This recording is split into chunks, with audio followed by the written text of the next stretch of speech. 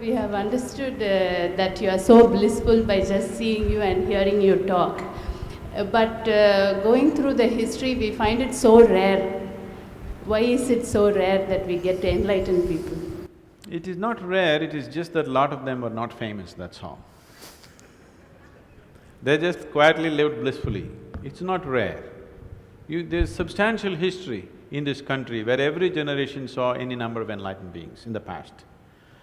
Today it is rare because, see, suppose you went to just the outskirts of Chennai 100 years ago, it would be rare to find a person who can read a Tamil letter, forget about an English letter.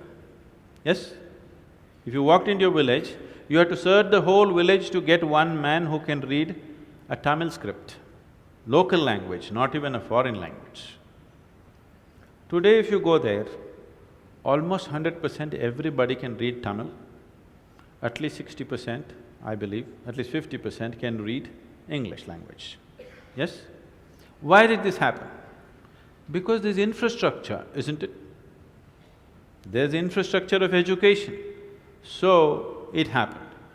Unfortunately, in the past, there was phenomenal infrastructure in this country for inner well-being. This is the only society which built a lot of infrastructure for inner well-being. But today there's very little infrastructure. So this is one of the commitments that we have for the world, that we want to build infrastructure where it's purely for inner well-being of the human being. Because there is no infrastructure for human consciousness. That's the reason why it's not happening. Here and there, one man could read in the past.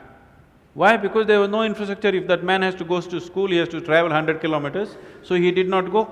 That whole village did not go, only one guy went somehow.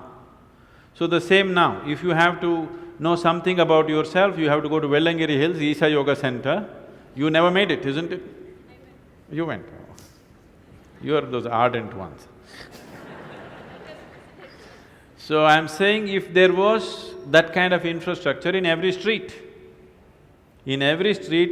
there was infrastructure for inner well-being, beyond faith, beyond religion, beyond denominations, just as there is a milk booth. You understand?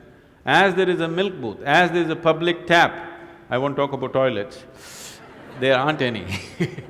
So as there is a milk booth, as there is a public tap, as if you want a auto rickshaw, it is there, just like that, if you want to turn inward, there must be infrastructure in the society, isn't it?